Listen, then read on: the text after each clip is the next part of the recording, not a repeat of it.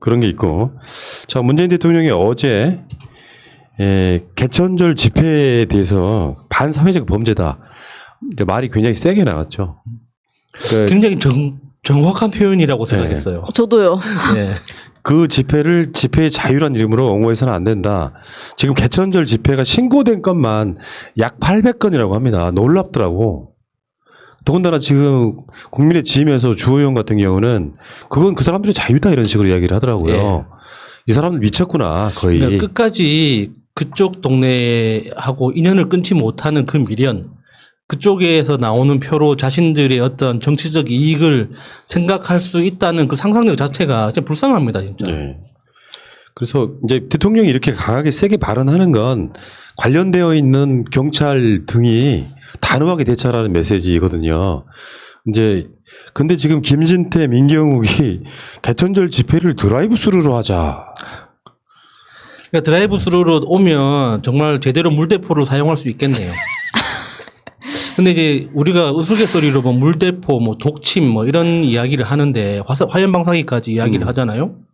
그런데 이게 코로나만 아니라면 물대포가 비합리적인 선택이 될 수도 있죠.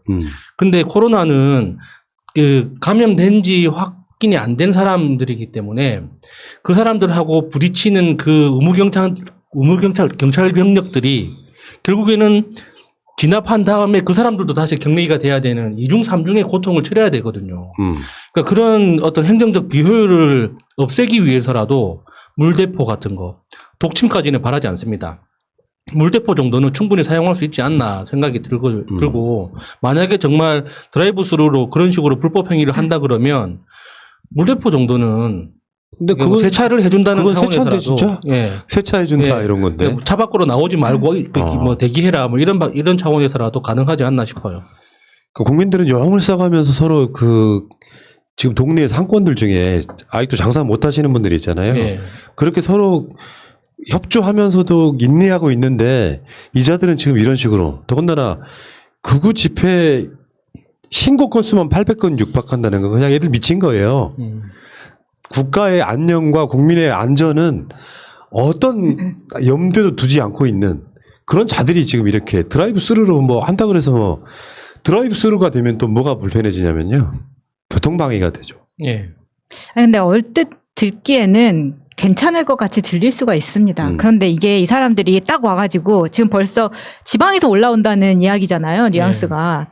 차로 다 올라오겠다. 이게 서울 나들이 막 이런 이야기를 하면서 이 사람들이 그러면 그 집회 현장을 차로만 지나가는 게 이제 원래는 드라이브 스루적인 집회인데 그 사람들이 밥 안 먹고 숙식 안 하냐고요. 그 사람들 다 서울에서 내릴 거 아니에요. 어쨌든 한 번은 내릴 거라고 화장실을 가더라도. 예. 그걸 막을 방법이 없다면 이거는 집회를 원천적으로 봉쇄하는 게 맞다고 생각합니다. 예. 네. 이번에 안 그래도 이준석이 오랜만에 맞는 말 하나 했더라고요. 처맞는 말 말고 제대로 맞는 말을 했던데 그 CBS에 나와서 드라이브 스루를 아무리 한다고 해도 뒤풀이 한 번 하면 끝장이라고. 근데 이게 딱 마차님 말씀하신 대로 그 사람들이 진짜 차에만 계속 머물러 있는 게 아니니까. 그러니까 주호영 같은 인간들이 이 드라이브 스루 집회를 오히려 장려하는 것 같은 이 집회를 장려하는 것 같은 발언을 계속 쏟아내고 있거든요. 이게 사실 방역 방해 행위고 대표적인 정부 발목 잡기거든요. 정신 좀 차렸으면 좋겠습니다. 그러니까 주호영 같이 정치적 입지가 있는 사람이 그들의 권리라고 말하는 게 얼마나 위험한지 좀 스스로 알았으면 좋겠어요. 권리라는 게 타인의 자유를 침해하는 권리는 누구한테도 없거든요. 특히나 코로나 상황에서 이 방역 관련해서 시민으로서 서로 배려해야 되는 이 의무에 가까운 이 행동들은 그냥 누구든지 지켜야 되는 거지 내가 가진 권리 때문에 타인의 권리를 침해할 수 있는 건 아닌데 그거를 너무나 당연스럽게 집회를 하는 것도 그게 드라이브 스루든 집회를 모이는 거든 그들의 권리인데 그걸 우리가 어떻게 하느냐 이렇게 이야기를 하는 건 주호영이 스스로 그러니까 대한민국의 어떤 법치를 부정하는 거예요. 진짜 너무 무식한 소리거든요. 그리고 또 한편으로는 이 집회와 국민의힘이 한 몸이라는 이야기이기도 합니다. 그래서 이 집회를 사실 8.15 집회 이후에 우리나라가 방역 단계가 2.5단계로 넘어가면서 민생에 엄청난 피해를 줬어요. 사실 검찰 같은 경우에 무슨 표창장 냈다는 이유만으로도 업무방해로 그 압수수색을 하는 마당에 이 정도 되면 사실 국가에 큰 피해를 줬는데 국민의힘의 어떠한 형태로든지 구상권을 청구하든지 어떤 피해액에 대한 보상을 요구해야 될 정도로 압박을 줘야지 좀 이런 말을 안 하죠. 거기에 더불어서 박형순 판사도 마찬가지라고 생각합니다. 여기 지금 집회하는 이유가 뭐 부정선거 이슈네, 문재인 대통령 탄핵이네, 뭐 이런 이슈거든요. 네.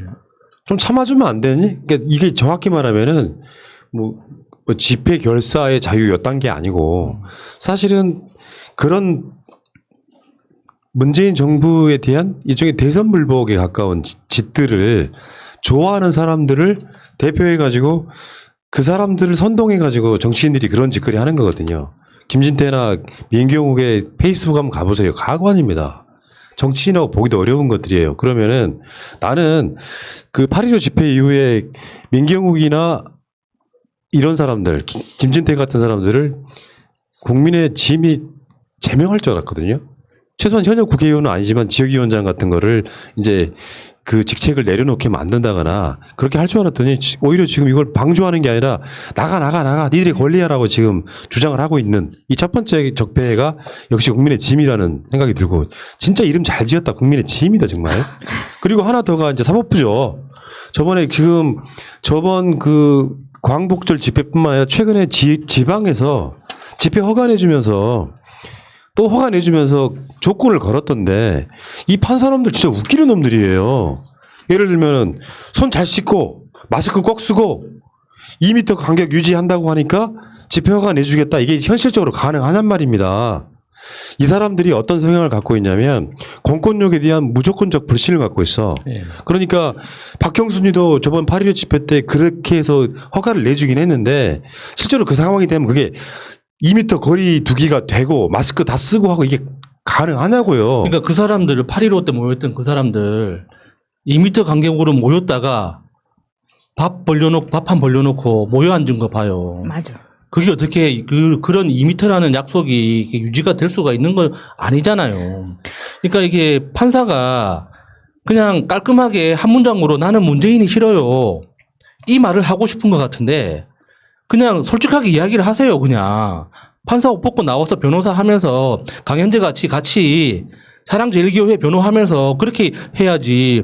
어디 그 판사 자리에 앉아가지고 문재인이 싫어요를 외치고 있냐고. 근데 지금은 사실 특수한 상황이잖아요. 방역이라는 역병이 돌고 있는 상황에서 이 판사들이 이렇게 판결을 내리는 거 보면 너무 전형적인 공무원들의 탁상 행정이라는 게 표가 나는 거예요. 그렇다면 아니 판사라고 해서 자기가 판결을 내리는 게 뭐 100% 완전히 맞는 경우가 없는데 이런 경우에 특히나 행정법원에서 내리는 판결로 국민이 피해를 받았다면 판사는 책임이 한 개도 없는 게 맞는 건지 이게 너무 억울하더라고요. 이게 집회를 한 번도 안 나가본 새끼들이 판사하고 있습니다. 봐봐. 2m씩 거리 돌아. 그걸 지키자고 집회를 하겠냐고요. 그러면 경찰이 개입을 하려고 하겠지. 그러면 어떤 상황에서 분위기가 무서우면요. 경찰은 거기서 손도 못 쓰고 그냥 수수방관할 수밖에 없고요. 그리고 1000명 집회, 신고 집회를 하잖아요. 동원되는 경찰이 그보다 5배는 많아요. 그러니까 이거 현실적으로 사실 불가능한 집회 허가를 내주는 거거든요. 네. 근데 여기다 대놓고 무슨 집회 무슨 뭐의 자유는 이 모자란 것들은 이걸 기억해야 됩니다. 전시에 준하는 상황이라고. 전쟁 나간 사람이 죽으나 코로나 등으로 질병이 돌아서 죽으나 똑같은 상황이에요. 그런데 전쟁 났을 때도 반정부 집회하면 허가해 줄 거냐?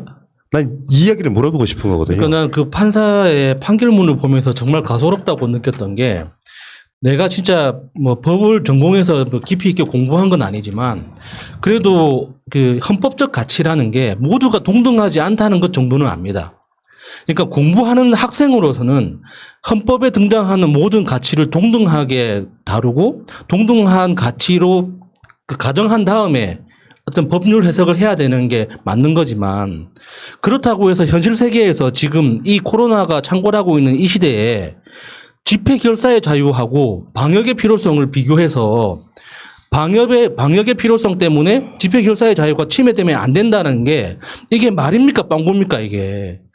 아니 그런 논리는 대학생들이나 쓰는 논리지 현실에서 판결을 하는 판사가 그런 소리를 하면 어떡하냐고. 방역이라는 건 국민 생명이 달려 있는 거 아닙니까?